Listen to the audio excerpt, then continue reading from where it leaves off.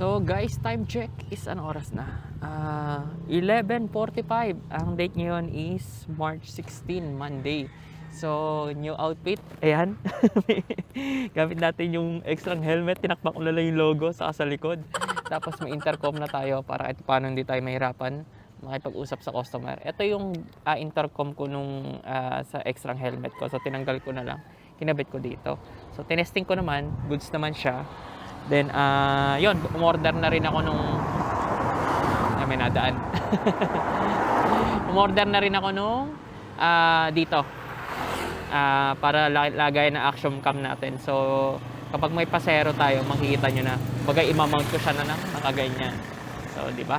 May nakuha tayong booking kay Angkas. Ngayon lang. Kaka-online lang kasi natin dito sa tambayan natin. So, pakita ko sa inyo. Ayan. Ayan, 1.1 kilometers worth 90 pesos. So, tawagan natin siya. So, guys, time check is 12:20. Na-drop na natin yung first passenger natin. So, pagpasensya nyo na ako at ako lang yung nakikita nyo. Pero pag dumating yung order natin na motorcycle mount, kalsada na rin sa kasi passenger. Well, anyway, after natin ma-drop dun sa pin location ni customer, agad-agad may pumasok na booking. So, ang ganda ng fare, 200 pesos, 159 sa atin. So, malapit lang din dito, 0.4 kilometers ang layo. So, ito yung pansin ko kay Angkas compare kay Joyride. Kay Angkas, ang lalapit ng pick up. Kay Joyride, medyo malayo. So, I think Angkas muna tayo for today's vlog. Then, yun, pick upin na natin si customer. Tatawagan ko na din. Time check guys, isang oras na 1:03, natapos na yung dalawang booking natin. So pahinga tayo ng konti kasi medyo nakakapagod yung biyahe natin. From Cabuyao, nandito tayo Summer Inn, malapit na sa Santo Tomas, boundary siya ng Calamba and Santo Tomas. So yun, medyo liblib to kaya walang masyadong nalabas sa booking kahit naka-auto accept si Angkas.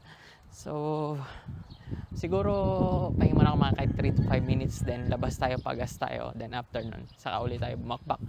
Update ko kayo kung anong oras tayo makakuha ng booking. Time check is anong oras na? 1:30.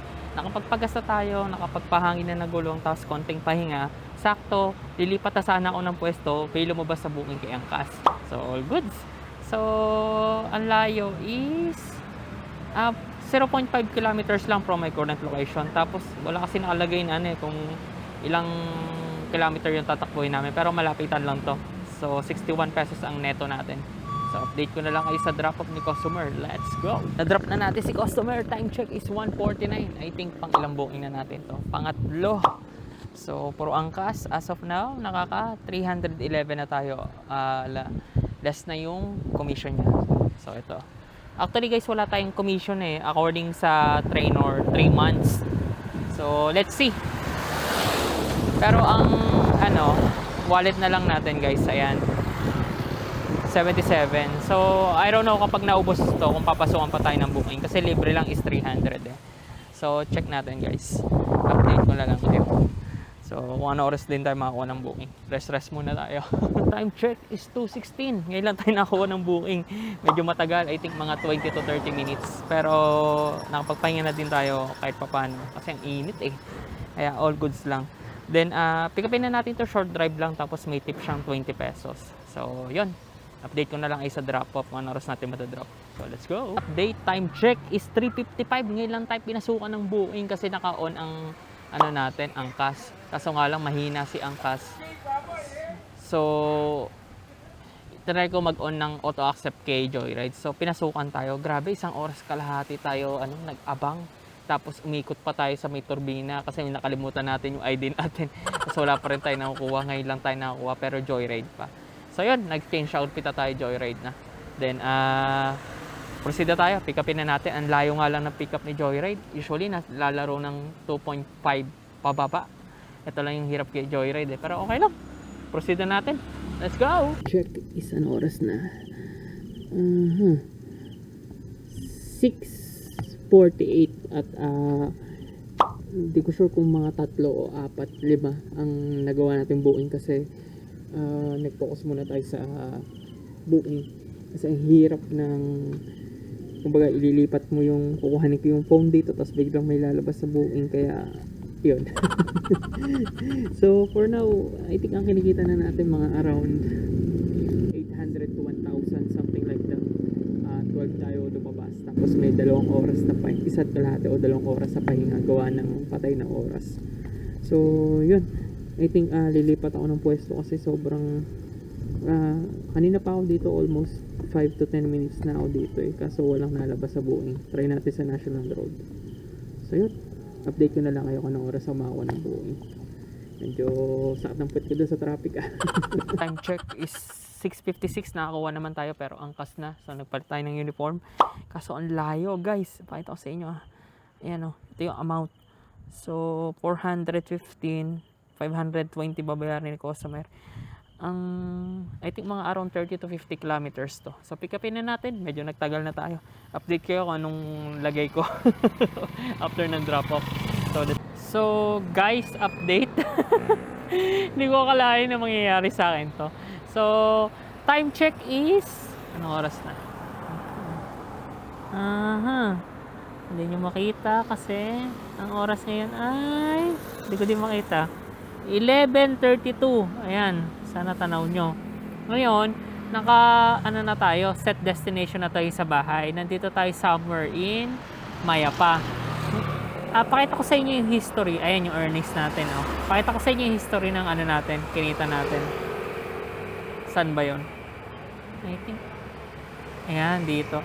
Yung passenger natin na itong 415 na to, yung galing Las Piñas, pag drop natin doon, may standby muna tayo doon sa gilid. Then after nun,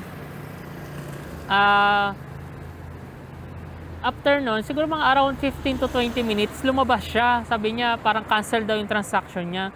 So, swerte tayo dito, guys, kasi, kumbaga, from Cabuyao to Las Piñas, bumalik tayo ng Las Piñas to Cabuyao. Kumbaga, secured yung pauwi natin. Kasi, nung nasa Las Piñas ako, walang lumalabas na buuing pabalik. Kasi nga, anong oras na.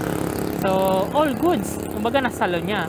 So, ang earnings natin kay Angkas is 1,271. Tapos kay Joyride naman, check natin yung history. Loading pa guys. Ayan. So, nakalima tayo. So, check natin to.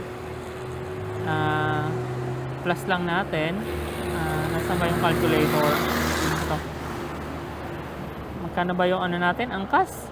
Ayan, 1,271. So, 1,271 plus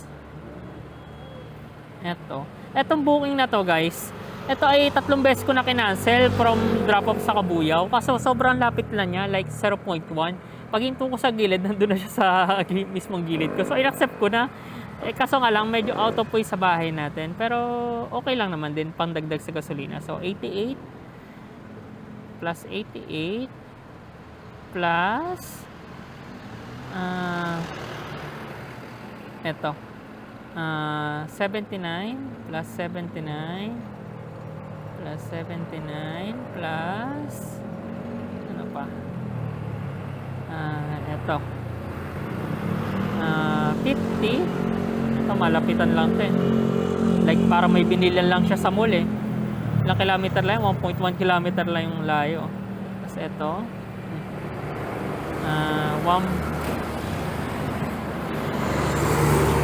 146. Guys, yung inaano ko na, yung dinadagdag ko na is yung hindi na less yung commission kasi kay Joyride may libre time 4,000. So sa atin pa din. Tapos ito ay 75 plus 75. Estudyante to plus 75. Natanandaan ko to plus wala na. Cancel. So, March 16. 15 natin. So, yun. Ang total lang kinita natin is 1,709. Nag-start tayo ng nung oras. I think mga 12:30 officially. Then, less natin yung ginas natin na 280. 80 per liter yung gas. Something like that. Mga ganon. So, 1,429. Pero syempre, ililess pa natin yung car maintenance natin. I think yung car maintenance natin is 10% nito. Tingnan natin 140. So, may kinita tayo na 1,289 sa loob ng, anong oras na ba? Considering na 11 to 12 hours, may pahinga tayo na 2 hours. Tapos sinwerte lang tayo dun sa may bandang Las Piñas. So, sa tingin nyo guys, sulit na ba yung pag-iisang MC taxi na kikita ka ng 1,289 na nasa labas tayo ng around 10 to 12 hours? Ayan. So, pinapakita ko sa inyo guys, ang araw ngayon is Monday. So, ito yung kinita natin. So, nag-start tayo again ng mga 12. So, tapos napahinga tayo ng mga around, sabihin na natin 2 to 1.5 to 2 hours. Kasi nga, patay na oras yung booking natin. Kung mapapanood nyo yung buong video natin. Well, anyway, ito yung second day natin kay pag-iisang MC Taxi. Siyempre, hindi tayo pwede bumasi sa isang app lang like Angkas or Joyride lang. Kasi, madami din nagbubook sa Angkas, madami din nagbubook sa Joyride dito. So, para hindi tayo matenga, kailangan dalawa yung ano natin. Pero I think magpo-focus muna ako kay Joyride kasi yung Angkas ko is ubos na yung yung libreng 300. Kay Joyride kasi good for 1 month lang yung 4,000 niya. So, I think magpo-focus muna tayo kay Joyride para kahit paano hindi na tayo mag-top up. Kung nag-enjoy ka sa ganitong mga video, huwag mo kalimutan mag-subscribe soon. I think sa mga susunod na uploads natin, meron na tayong kalsada sa passenger na nasakay kasi dumating na yung order natin. So, uwi muna ako. Medyo antok na ako. According pala kay Waze, naka-set destination na tayo kay Angkas. Tapos kay Joyride, namimili tayo kasi wala siyang set destination baga sa bahay natin. So, ang home base natin, nandito lang naman dito tayo sa Calamba, is, ayan, 6 kilometers, 11 minutes sa biyahe. So, uwi na tayo. Let's go! Salamat sa panonood! Kahit mukha ko lang usually nakikita nyo. Ciao!